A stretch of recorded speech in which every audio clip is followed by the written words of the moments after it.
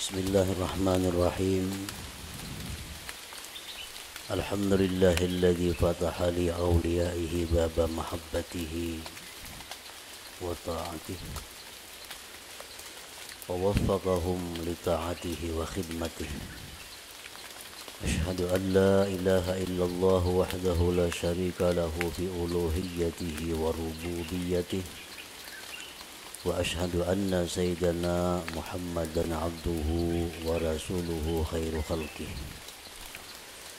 Allahumma salli wa sallim wa barik ala sayyidina wa maulana Muhammadin khairi khalqih wa ala alihi wa ashabihi wa azwajihi wa dzurriyyatihi wa atba'ihi. Amma ba'd. Yang kita hormati dan kita cintai para habaib dan para alim ulama, para muhibbin, hadirin, hadirat, rahimakumullah. Pertama-tama kita panjatkan puji dan syukur yang setinggi-tingginya kehadirat Allah Subhanahu wa ta'ala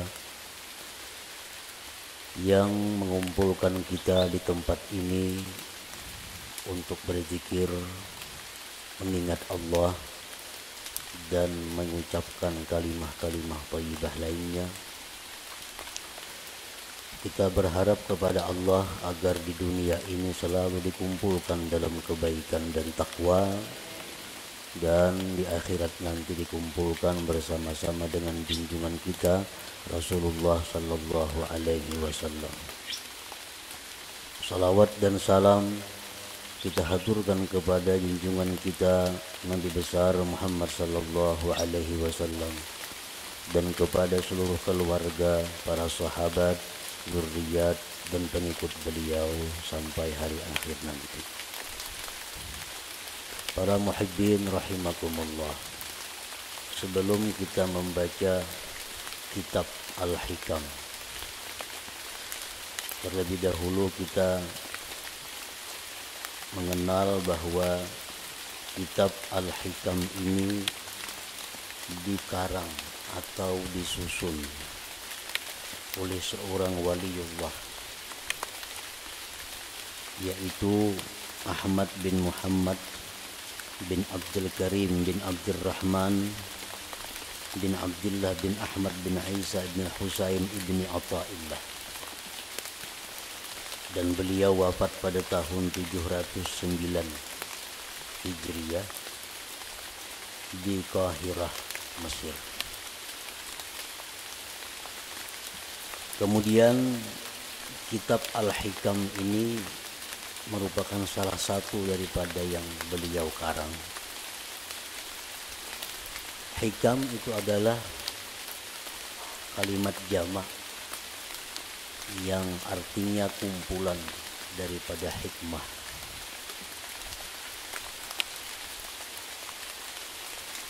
Syekh Muhammad Hayat As-Sindi mengatakan bahwa di dalam hikam itu ada 264 hikmah.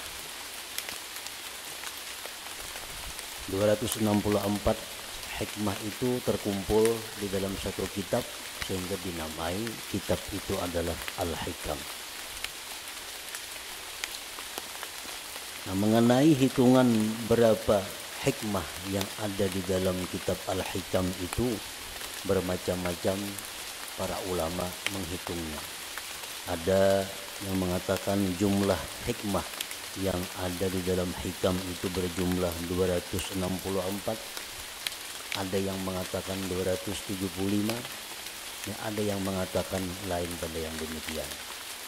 Sebagaimana para ulama tidak sama pendapatnya tentang menghitung jumlah ayat-ayat yang ada di dalam Al-Quran. Ada yang mengatakan 6.666, ada yang mengatakan lain daripada itu. Para muhibbin rahimakumullah, kemuliaan dan kehebatan kitab Al-Hikam ini sampai-sampai dikatakan oleh sebahagian ulama, lau jazatis salatu bi syai'in ghairal Qur'an la jazat bihikam ibni Athaillah. Andai kata di dalam sembahyang itu boleh kita membaca selain Al-Quran, waktu qiyam, waktu berdiri, itu kan hanya Quran yang kita baca, surat Fatihah dan surah yang lain. Andai kata boleh diganti dengan yang lain, niscaya kitab hikam ini patut dijadikan pengganti. Niscaya kitab hikam ini boleh untuk dijadikan pengganti. Kenapa demikian? Karena kehebatannya dalam lapas, susunan kata-katanya, dan makna-maknanya mengandung ilmu-ilmu yang bermanfaat bagi mereka yang membaca dan memahaminya. Para muhibbin rahimakumullah, kitab hikam itu satu matan yang banyak disyarahkan oleh para ulama. Berpuluh-puluh macam kitab syarah hikam. Intinya adalah menguraikan seluas-luasnya apa yang terkandung di dalam hikmah per hikmah yang ada di dalam kitab hikam itu. Nah, oleh karena itu, di dalam kesempatan kita membaca kitab hikam ini, ulun kadang mengambil kepada satu kitab syarah hikam tertentu. Jadi artinya kita membaca matannya, kemudian kita ambil dari beberapa syarah-syarah yang ada yang telah dikarang oleh para ulama. Para muhibbin rahimakumullah, al-hikmatul ula, hikmah yang pertama di dalam kitab hikam,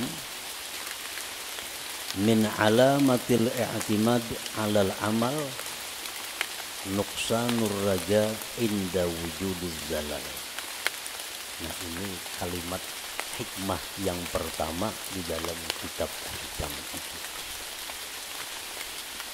Min alamatil i'timad alal amal nuqsanur raja inda wujudiz zalal. Artinya, sebagian daripada tanda berpegangnya seseorang dengan amal, berkurangnya mengharap rahmat Allah ketika adanya kesalahan pada dirinya.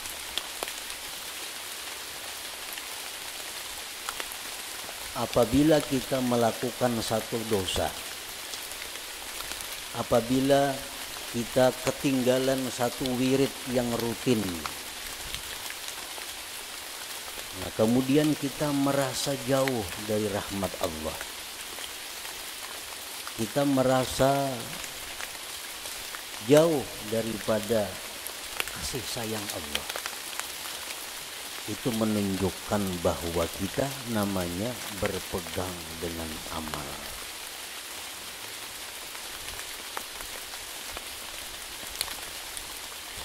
Orang-orang yang mulia, orang-orang yang sudah mengenal lebih jauh tentang Allah Subhanahu wa ta'ala, dalam keadaan apapun mereka itu tidak berkurang harapnya kepada Allah. Baik mereka dalam melakukan taat atau mereka sedang diuji dengan kemaksiatan, harap mereka kepada Allah tetap sama. Kenapa sebabnya? Karena mereka tidak berpegang kepada amal. Mereka itu berpegang kepada rahmat Allah, berpegang kepada anugerah Allah Subhanahu wa ta'ala. Nah, para muhibbin rahimakumullah,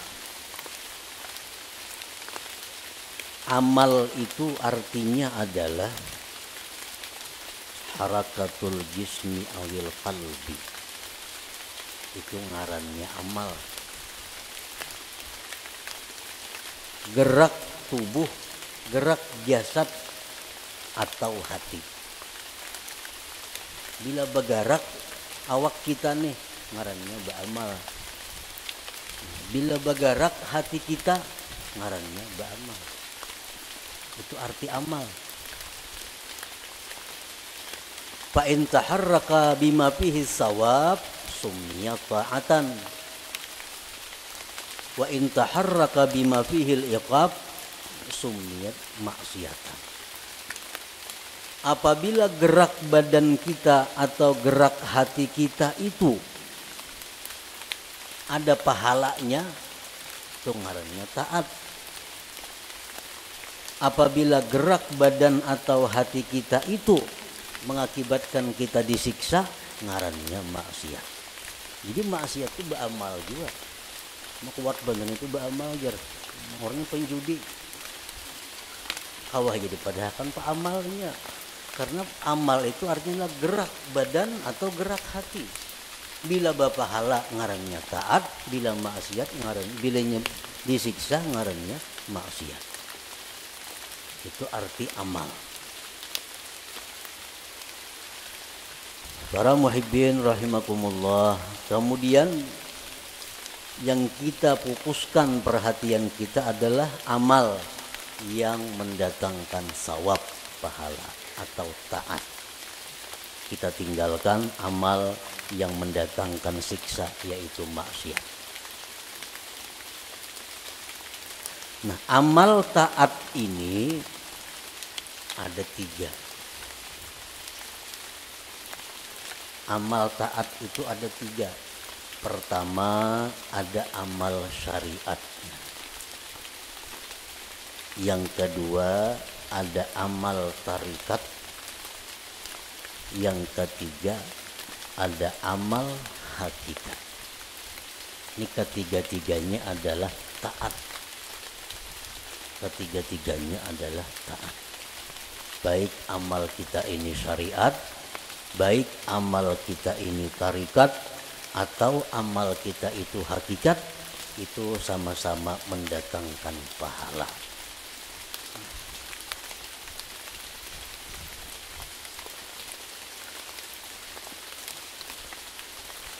Amal syariat untuk apa? Para ulama tasawuf mengatakan amal syariat itu gunanya li islahil jawarih, untuk membaguskan anggota tubuh kita. Membaguskan mata, membaguskan telinga, membaguskan mulut, membaguskan tangan, membaguskan kaki.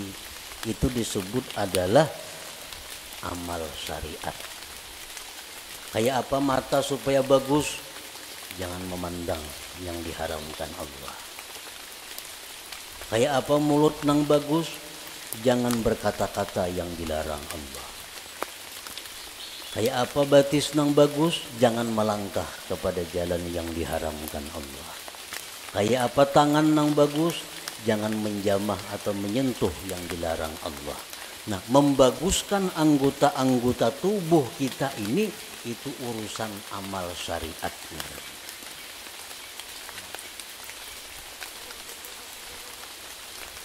Wa amalut tariqah li islahil qulub. Sedangkan amal tarikat itu untuk membaguskan hati.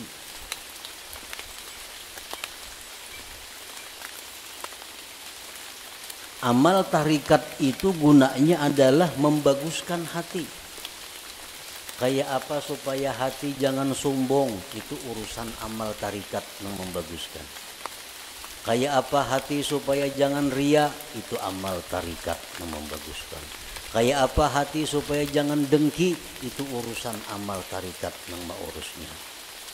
Nah, jadi amal tarikat itu adalah gunanya untuk membaguskan hati.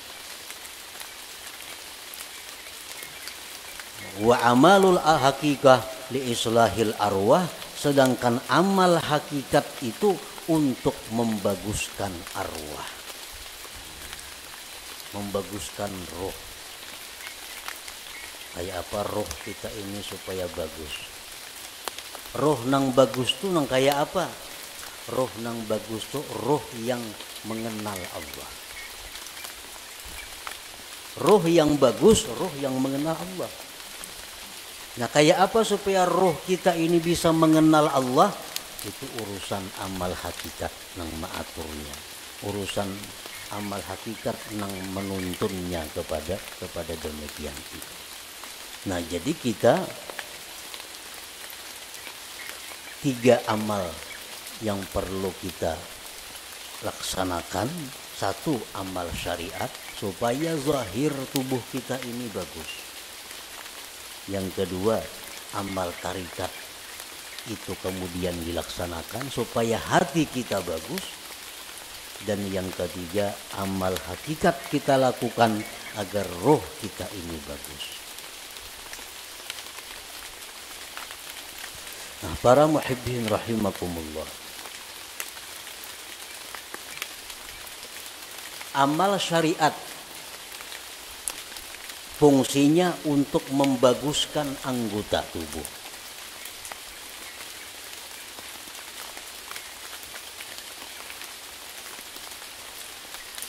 Amal syariat fungsinya untuk membaguskan anggota tubuh.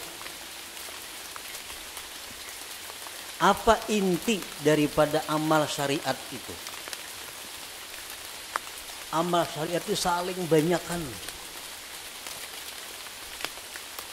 Tetapi kembali kepada 3 pokok. 3 pokok inilah yang disebut dengan amal syariat. Pertama, tobat. Nah, pertama tobat. Yang kedua, takwa. Yang ketiga, istiqamah. Nah, ini seluruh amal syariat kembali kepada 3 ini. Tobat, kemudian takwa, kemudian istiqamah. Tobat artinya apa? Membersihkan diri daripada yang kotor-kotor. Membersihkan diri daripada maksiat-maksiat. Itu tobat. Dimandi, mandi, itu tobatnya. Imbah mandi, hanyar dipakaiani. Nah, dipakaiani, betapi, babaju, bakupiah, macam-macam pakaian. Nah, itu adalah takwa. Nah, kayak apa supaya jangan lepas pakaian itu dari kita? Ngarannya istiqamah. Membanu berselawar, membanu bertelanjang tuh ada istiqamah ngarannya. Istiqamah ini selalu berpakaian. Artinya apa? Selalu menjunjung perintah Allah, menjauhi yang dilarang Allah dalam keadaan apapun. Itu istiqamah. Dalam keadaan susah, rajin ibadah. Dalam keadaan kaya, rajin ibadah. Dalam keadaan sakit, rajin ibadah. Dalam keadaan sihat, rajin ibadah. Dalam keadaan apapun ibadah kada tertinggal. Ini namanya istiqamah. Yang 3 hal itu urusan amal syariat.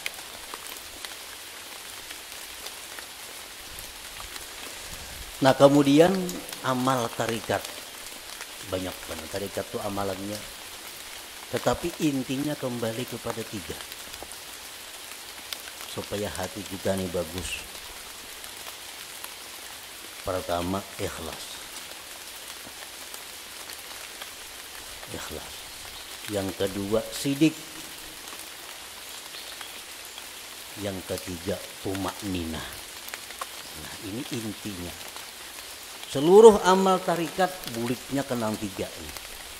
Dengan 3 ini bisa kita laksanakan, maka kita sudah mempunyai amal tarikat ngarannya. Berarti sudah punya hati yang bagus. Pertama, ikhlas. Yang kedua, sidik. Setiap orang sidik pasti ikhlas. Orang ikhlas belum tentu sidik. Jadi sidik itu lebih tinggi kedudukannya daripada ikhlas.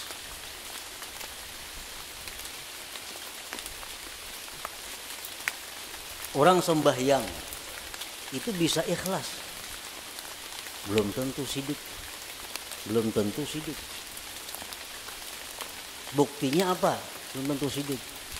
Seringkali kita mengucap dalam sembahyang itu Bismillahirrahmanirrahim, mulut kita, tapi hati kita di manakah? Hati kita di rumah.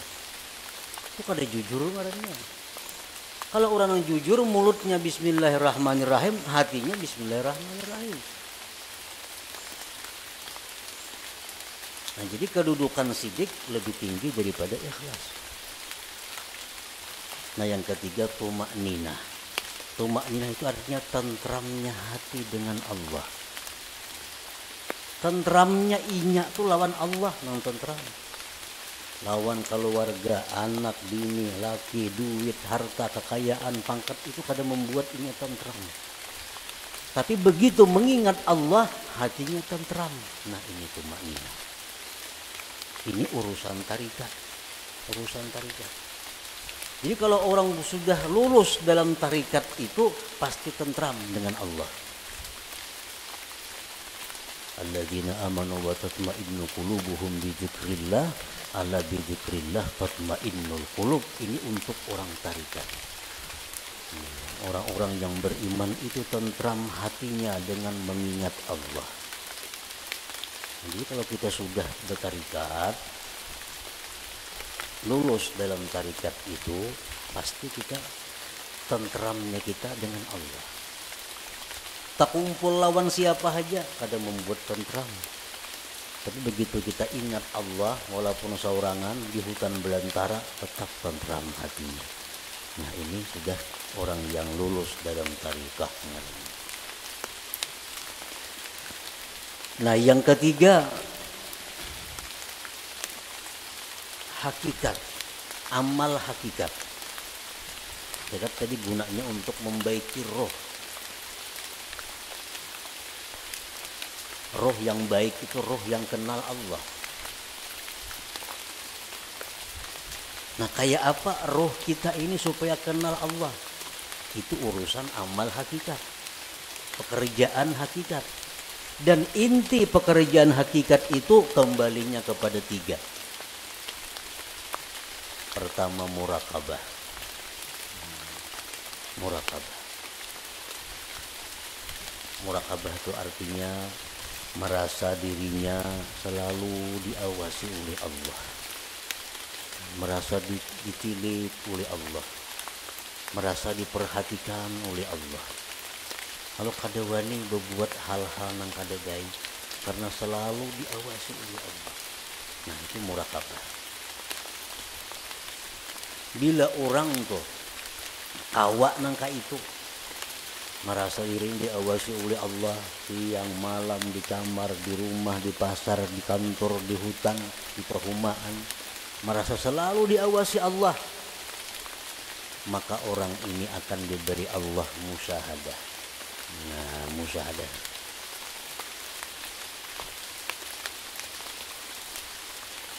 Bila orang itu sudah musyahadah lawan Allah, ngarannya ma'rifat lawan Tuhan. Jadi amal hakikat ini tiga, murakabah, musyahadah, ma'rifat. Itu amal hakikat ngarannya.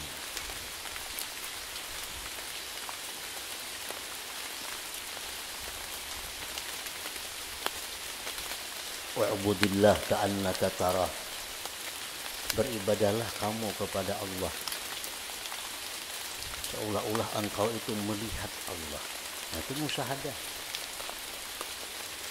Beribadahlah engkau melihat Allah. Itu musyahadah ngarannya. Tapi fa illam takun tarah, jikalau engkau belum mampu melihat Allah, fa innahu yarak, Allah melihat engkau. Nah, itu murakabah ngarannya. Kalau kita merasa dilihat oleh Allah siang malam, bisukan, kamarian, dimanapun merasa dilihat oleh Allah, itu ngarannya kita murakabah. Satu saat kalau kita terus menerus demikian, kita akan musyahadah. Kita akan musyahadah. Bila musyahadah itu diberi ma'rifat ujung-ujungnya. Nah, amal hakikat itu tiga macam. Murakabah, musyahadah, ma'rifah. Nah, para muhibbin rahimakumullah. Jadi amal ada 3. Amal syariat, yang pertama kita laksanakan amal syariat. Tobat, takwa, istiqamah. Supaya apa? Zahir tubuh kita bagus. Yang kedua, amal tarikat. Supaya hati kita baik. Dengan apa? Ikhlas, jujur, tumakninah. Tentram dengan Allah. Yang ketiga, amal hakikat. Supaya roh kita ini baik. Murakabah, musyahadah, ma'rifat.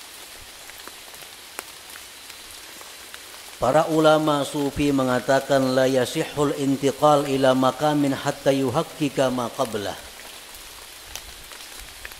Tidak sah seseorang itu berpindah ke suatu makam, ke suatu amal, ke suatu perbuatan sebelum memantapkan sebelumnya.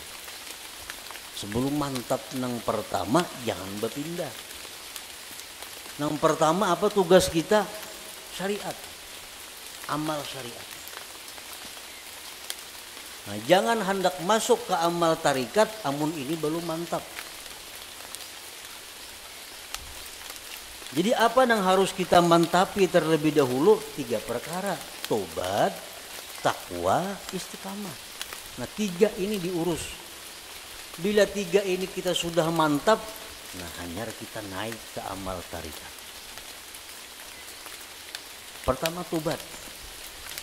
Jadi pengertian tobat ini jangan kita beranggapan bahwa nang batubat itu orang-orang beriman nang perlu kada. Kita ini perlu kepada tobat. Jangan dianggap orang nang tengah jalan itu nang harus batubat. Jangan orang-orang nang kada karuan itu kita anggap ini perlu batubat. Sebenarnya kita sendiri mesti selalu tobat. Kita tiap hari mesti tobat. Kita merasa kadang-kadang orang aja yang perlu bertobat, seorang kada perlu asa baik. Nah ini nang kada mau naik kelas. Umuran itu aja. Apa? Karena bila merasa tobat orang yang perlu bertobat, seorang ini asa bujur sudah. Pada tobat itu perlu setiap orang. Walaupun lain-lain bentuk tobatnya. Sebagian orang ada yang mesti tobat daripada kafir. Sebagian orang ada yang perlu tobat daripada dosa besar. Sebagian orang ada yang perlu tobat dari dosa kecil. Sebagian orang ada yang perlu tobat daripada makruh. Tobat daripada khilaful aula yang kurang baik. Jadi setiap manusia dengan tingkatan apapun itu mesti tobat.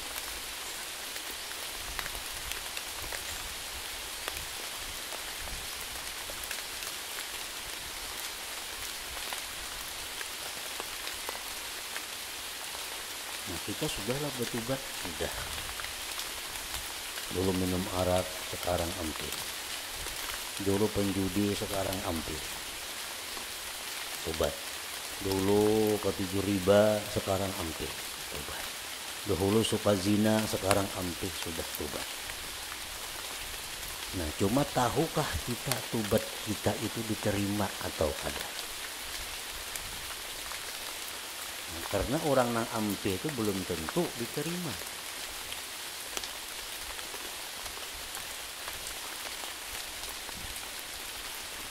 Intinya ada diterima. Apakah tobat kita itu sudah diterima oleh Allah atau belum? Nah ini yang kada tahu. Maka kita kada boleh naik ke suatu makam, ke suatu tingkatan sebelum memantapkan tingkatan yang pertama. Hanyar tingkatan yang kedua. Mantap nang kedua, hanyar naik ke tingkatan nang ketiga. Selama kita belum biris tingkatan syariat, kada akan bisa kita mengaji ilmu tarikat. Mengaji bisa, paham bisa, memakai pasti kada kawa. Memakai pasti kada kawa. Mau kada kawa.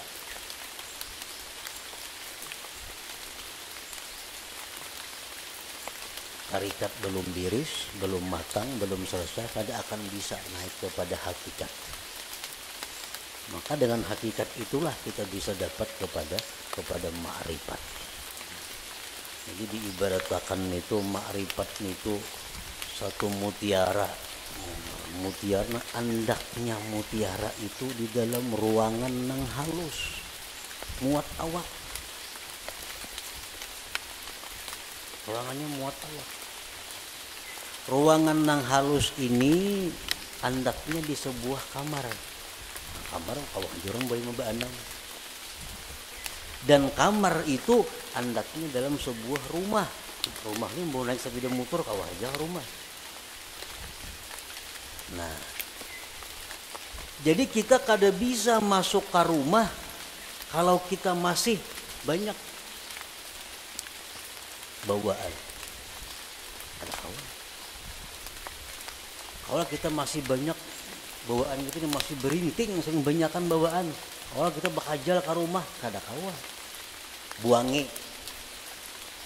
nang kada perlu supaya kita kawa masuk ke rumah. Motor ditinggal, yang mana diisi motor, toko ditinggal. Kalau mau angkut toko ke rumah ada kawa, kios ditinggal, kabun ditinggal, kada muat rumah. Nah, jadi nang kau masuk ke rumah hanya barang-barang tertentu. Jadi artinya apa? Syariat itu laksana rumah. Begitu kita masuk syariat, banyak nang kita tinggalkan. Riba tinggalkan, permainan tinggalkan, zina tinggalkan, semua itu tinggalkan. Kalau tuh kita masuk ke rumah. Nah, sepeda motor kalau dibawa ke rumah, sepeda kalau dibawa ke rumah. Begitu kita hendak masuk kamar, ngalih hambo sepeda motor ke kamar. Ngalih membawa kendaraan ke kamar itu. Pas ditinggal di luar kamar, bakal karasan kada kawa bahanjuran.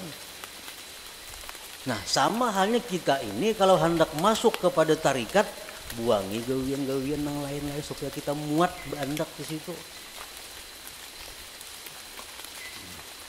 Hendak masuk pulang ke hakikat, halus kamarnya muat awak, jam tangan gini dipacol kada kawa. Kacamata santuk pacul juga. Muat beti lanjang aja kawa lagi. Nah, hanya kawa kita masuk ke kamar nah halus tuh untuk mengambil yang berharga yaitu mutiara atau ma'rifat gitu. Nah, itu artinya kita kada kawa melangkah ke situ kalau sebelum matang yang pertama. Nah, syariat ini yang dibiriskan terlebih dahulu. Cara kita berjual beli, cara kita bergaul, cara kita makan, cara kita berpandir, cara kita berpakaian sesuaikan dengan syariat. Bila kada sesuai lawan syariat, hendak ke hakikat kada bisa. Jamin kada bisa. Napanya bisa? Pandirnya aja. Pandirnya aja bisa. Praktiknya kada bisa. Itu sudah hukum, ketentuan. Syariat kada mantap kada kawan naik ke tarikat. Tarikat kada mantap kada kawan naik ke hakikat. Nah, jadi fokus kita ini adalah membaguskan dahulu syariat kita. Kayak apa membaguskan syariat? Tobat. Nang ketujuh menggibah, tobat. Nang ketujuh riba, tobat. Nang ketujuh memakai pakaian haram, tobat. Imbah kita tobat itu perlu diteliti, perlu dipikirkan. Tobat kun diterima juga kah kada. Selama kita belum ada ketentuan tobat ini diterima atau kada diterima, hati kita masih kada nyaman, hati kita masih kada tentram karena belum ada kepastian tobat atau kada tobat. Takwa kemudian ibadah, sembahyang, puasa segala macam, istiqamah terus menerus seperti itu. Bila 3 macam ini kawa, nah ayo naik kita ke amal apa? Ke amal tarikat. Kita wajib mengusahakan syaratul kabul. Kita wajib mengusahakan syarat diterima tobat kita, diterima takwa kita, diterima istiqamah kita. Itu kita wajib mengusahakan persyaratannya supaya ini diterima oleh Allah. Sembahyang contohnya. Kayak apa sembahyang itu supaya diterima oleh Allah? Ada syarat-syaratnya. Yang pertama, supaya sembahyang itu diterima oleh Allah, syaratnya adalah ilmu. Aqullu man bighairi ilmin ya'malu amaluhu mardudatun la tuqbalu. Tiap-tiap orang yang bekerja beramal tanpa ilmu ditolak, tidak diterima. Jadi sembahyang kita ambil contoh amal syariat sembahyang contohnya. Supaya sembahyang ini diterima Allah kayak apa? Satu, punya ilmu. Belajar bujur-bujur sembahyang itu. Rukuk kayak apa, sujud kayak apa, amun masbuk kayak apa, kalau salat membaca Fatihah kayak apa caranya. Nah, bujur-bujur belajar sembahyang supaya sembahyang kita diterima. Yang kedua, supaya diterima sembahyang itu ikhlas. Berhubung ini amal syariat, ikhlasnya pun ikhlas syariat. Ikhlas syariat yang kayak apa? Sembahyang mengharapkan surga, sembahyang karena takut lawan api neraka, ikhlas menurut syariat. Sembahyang kita mudahan masuk surga, itu syariat jujur, ikhlas. Kenapa sembahyang? Takutan kalau pindah ke neraka mati, itu ikhlas dalam syariat. Jangan ada tujuan lain sembahyang. Contoh kita ambil contoh sembahyang supaya dipuji orang, supaya dihormati orang, dimuliakan orang. Jangan ada sedikit pun dalam hati demikian. Ikhlas. Yang ketiga, syaratnya diterima itu sembahyang atau amal-amal ibadah lainnya muwafaqatus syurut wal arkan wal adab. Sembahyang kita ini sesuai syarat. Penuhi syarat-syaratnya apa? Rukun-rukunnya apa? Adabnya apa? Orang nak sembahyang mesti berwudu, suci daripada hadas najis, menutup aurat, menghadap kiblat, masuk waktu. Penuhi. Bersihin najis, sucikan hadas dengan wudu, tutup aurat, tunggu waktu sembahyang, bila masuk hanyar sembahyang. Nah, itu syaratnya sudah biris. Syaratnya biris, rukunnya, rukun sembahyang. Rukuk kayak apa, bacaan Fatihahnya kayak apa, sujudnya kayak apa, sesuaikan dengan aturan. Sembah itu pulang adab. Walaupun sembahyang ini syaratnya cukup, rukun cukup, tapi kada beradab, itu bisa kada diterima.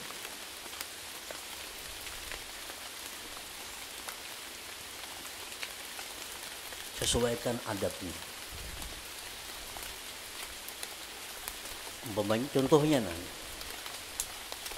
contohnya sembahyang pakai cap pinggang. Allahu Akbar. Nah, pakai cap pinggang. Ini lawan syarat kada bertentangan. Lawan rukun kada bertentangan. Tapi adab bertentangan. Allah kada menerima sembahyang kayak ini. Harap tinggi Tuhan sembahyang kan itu. Allahu Akbar.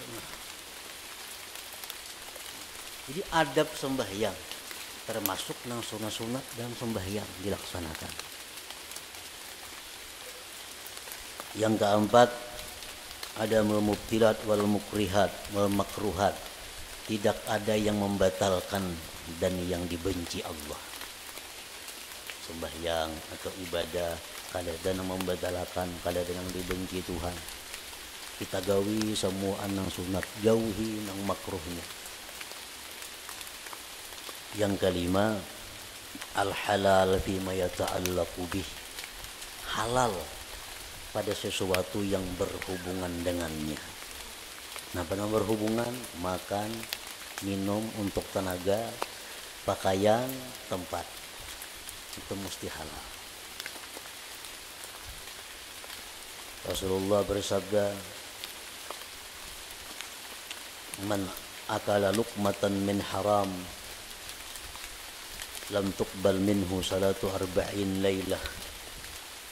Orang yang makan satu suap daripada makanan yang haram tidak diterima sembahyang 40 malam. Sasuap tuh kita makan nang haram 40 malam sembahyang kita ditolak Allah. Sepiring berapa suap?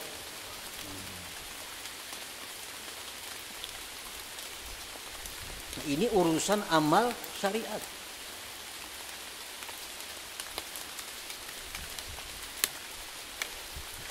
Pakaian kita mesti halal. Rasulullah SAW bersabda, man ishtara sauban bi ashri darahim fi samanihi dirhamun haram lam yaqbalillah salatahu ma dama alaihi minhu syai'. Barang siapa nukar pakaian 10 dirham, 1 dirham ada yang haram, kada Allah terima sembahyangnya selama itu masih ada. Nah, jadi kalau amal syariat ini kita biriskan dan kita usahakan syarat diterima oleh Allah, nah hanya kita melangkah ke amal tarikah. Ke amal tarikah. Para muhibbin rahimakumullah. Imam Ahmad Ibnu Athaillah tadi mengatakan, termasuk tanda orang yang berpegang dengan amal, kurangnya berharap kepada Allah ketika terjadi maksiat pada dirinya.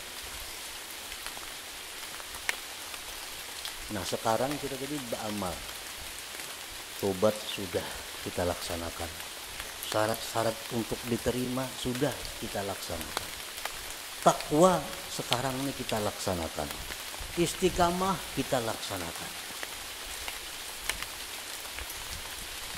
Jangan sekali-kali kita berpegang, kita condong, kita gembira dengan tobat, takwa dan istiqamah itu.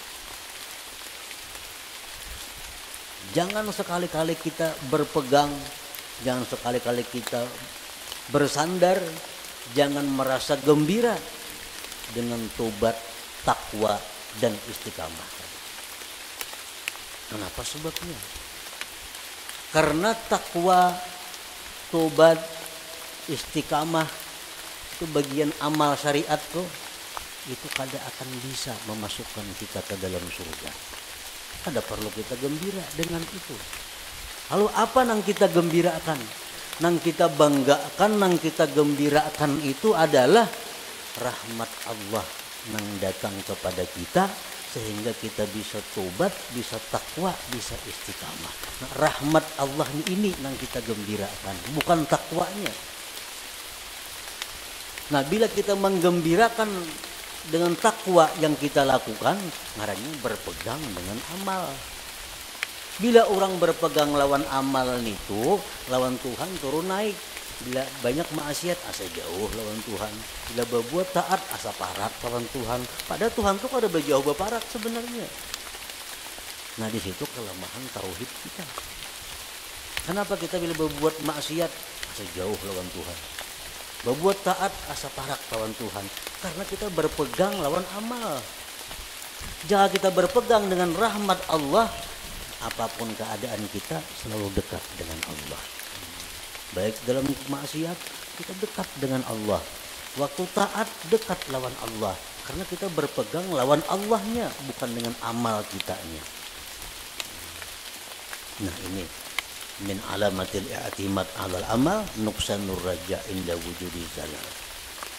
Rasulullah SAW bersabda, la yadkhula ahadukumul jannah bi amalihi.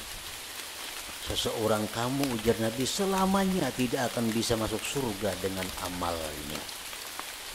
Buat apa kita berpegang lawan amal? Buat apa kita gembira dengan tobat, gembira dengan takwa, gembira dengan sembahyang? Nah apa gembira akan? Itu kadang membawa ke surga, ujar Nabi kita. Qalu wala anta ya Rasulullah. Qala wala ana, aku pun ya Nabi, amalku kada bisa masukkan aku ke surga. Illa ayyatagammadani Allah birahmatih, kecuali Allah yang meliputkan aku dengan rahmatnya. Nah rahmatnya ini yang kita gembirakan.